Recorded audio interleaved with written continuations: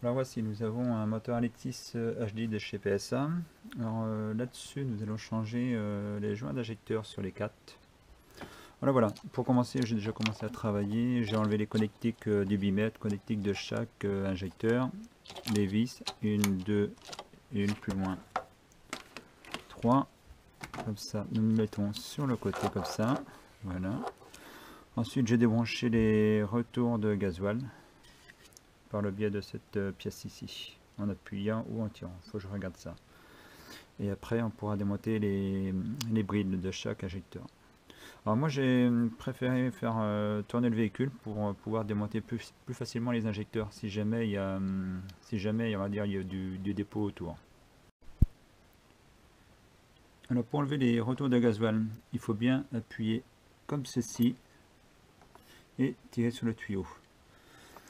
Alors moi de mon côté, vous voyez, j'ai un joint qui est mort. Alors je pense qu'il faut prévoir de les changer toujours à chaque démontage, c'est plus simple. Voilà, moi je les avais prévus, je vous les ferai voir tout à l'heure.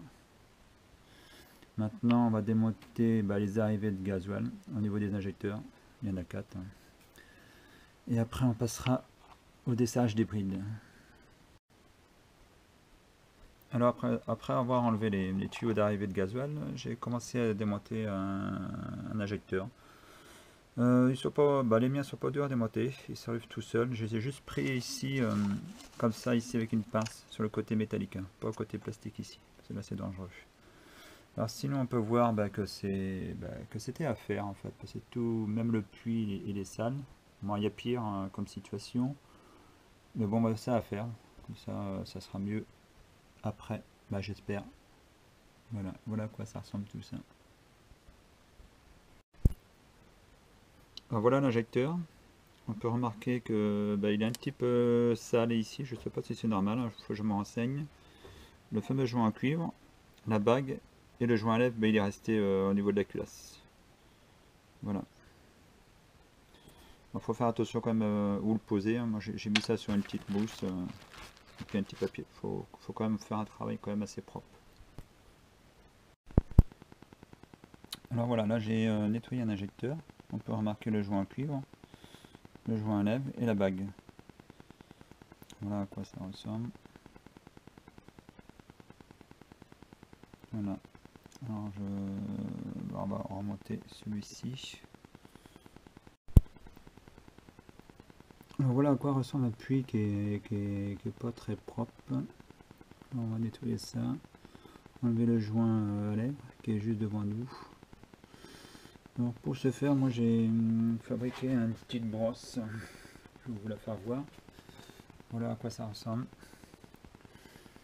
Voilà, ça vaut ce que ça vaut, mais et puis c'est mis sur une visseuse pour tourner en même temps. Voilà. Moi j'ai fait comme ça, on verra tout à l'heure si j'ai pas fait de bêtises. Alors là je vous fais voir le puits nettoyé. Je sais pas si on voit bien sur la vidéo, mais bon, voilà. Pour ce faire, j'ai pris un aspirateur de chantier, j'ai fabriqué une petit tuyau, comme vous voyez là. Comme ça, on peut aspirer jusqu'au fond du puits. C'est pas mal, c'est pratique, ça évite que les saloperies rentrent dans la chambre de combustion. Voilà, j'ai fait ça comme ça. Il y a peut-être d'autres solutions, mais bon, celle-là, elle est pas mal. Alors voilà ce que ça donne quand je passe l'aspirateur dans le puits. Voilà, c'est tout simple. Et ça fonctionne. Alors après avoir nettoyé tous les injecteurs et tous les puits, il faut remonter ça dans le bon ordre. Et puis resserrer les colonnettes, les brides, hein, au couple préconisé. Le couple préconisé c'est 5 Nm. En faisant le tour des forums, j'ai vu des discussions là-dessus, je suis parti sur 10 Nm. Voilà. C'est tout simple, une clé dynamo comme d'habitude, et puis un déclenchement à 10 Nm.